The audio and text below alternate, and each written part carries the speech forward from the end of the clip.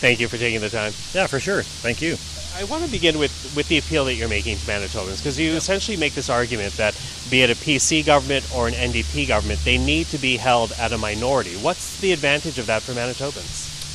Because what's always happened is with these two parties is that they want to basically have unlimited power. Like, it's basically they keep shooting for majority governments so they don't have to listen to anybody else, and that hasn't worked out for Manitobans, or it only works out for about a fraction of Manitobans at the time.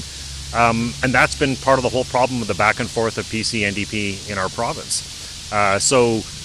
And both of these parties, look, they've been very vague on their platforms. There's a whole bunch of problems that are huge issues. Both of them have, people from the right and left have said both the PCs and the NDP, their platforms mean we're going to have cuts, and I don't think that's a good idea. So we need to have somebody in there who's going to hold these parties to account, and we're the only party that's shown that we can do both. Well, as you say that, I do wonder about this strategy that you've seen from the NDP, because Wab Canoe, the NDP, they've gone into your riding. They've been reaching out to voters who they think are either soft liberals or soft supporters. What do you make of that strategy? Well, again, it's because they're looking for a majority, and they know that liberals are the ones who can stop them from doing that. The other is that I have a track record of asking some very pointed questions of both the NDP and the PCs. And that's one of the reasons why the NDP would rather not have me in the legislature, and that's a good reason to elect me. Does it worry you that they've gone into your riding? Look, it's always a fight. Look, that's what it's like for Manitoba Liberals anyway. We actually have to fight for every seat we get. We don't take it for granted the way the other parties have. Look, it's a concern, but at the end of the day, we'll see how it goes. But ultimately, this is why it's really important to vote Manitoba Liberal, because I don't think the NDP have done what they need to do to deserve a majority, especially with the campaign they've run, where they have been, even on a question as important as the landfill, which we committed to in our platform, they won't commit it to it on their platform. They won't explain how they pay for it, and it shouldn't be a political issue. But at the same time, they're sort of leading people on and saying, "Oh, yes, we'll do it," but when you look at the fine print, it's not there, and that's what their entire platform is like.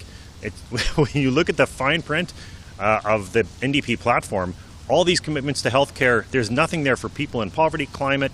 It's actually shocking how I said they've completely betrayed their base in order to try to win the suburbs, and they're really running on their laurels and disliking the PCs instead of actually doing things for the people who really need it. And that's what our platform has offered.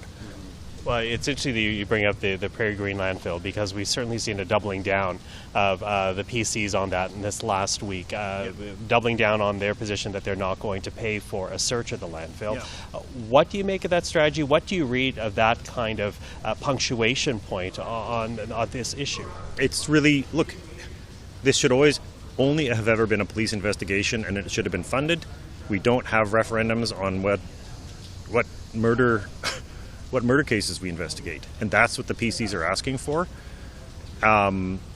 It should have just been a straightforward thing. And really, you have a situation where the PCs are willing to burn their bridges with the First Nations community for a very, very long time in order to win a few seats. It's really, really terrible when you have folks, and they're not that far from here. We're at the Canadian Museum for Human Rights, where victims of crime are being used as a political football. And for the PCs to double down on that, I don't understand it. And I've said it was shameful before. It's been shameful throughout. I think there's been commentary that people are surprised that such a doubling down would be coming from Heather Stephenson. As one who's sat in the legislature, does that surprise you? You know what? It applies to both these parties. The NDP are not actually putting it in writing. The PCs at least are being loud about it. Right? But this is a province where First Nations have been treated worse than any other province in Canada. And it isn't just the PCs, it's the NDP. And one of the things we're being asked to do is forget all those things, all the terrible things, and I mean that. That both governments, for example, violated the human rights of Indigenous children in care by not just taking them in record numbers and their families, but taking the money from them as well while they were in their care. Both governments, both parties did that. We've talked about it. The other two parties have completely ignored it. It's the reason we have CFS. It's the reason we have jails filled with people who are Indigenous because they've been stranded. It's one of the root causes of the links between MMIWG, and the other parties are completely silent about it because they've been complicit in it. And it hasn't come up as a part of this, and it hasn't come up as part of this election because no one wants to talk about it except us. And I think that's one of the things that's an example of one of many issues where we're the only party that's been willing to speak up on whether it's for workers, people in poverty, small businesses, and everyone's just being steamrolled by these other two parties because they don't want to talk about it. How consequential is this election for your party, but for the province as well? I think it's consequential for both. I don't know because this is an incredibly important election, and I think, frankly, the other two parties have just failed to rise to the occasion. We have crises in healthcare, climate, poverty, crime, cost of living, and the other parties really haven't offered anything. They've sort of treated it as a status quo election, and really it's just been about who do you dislike more? Which one of these two party leaders do you dislike more?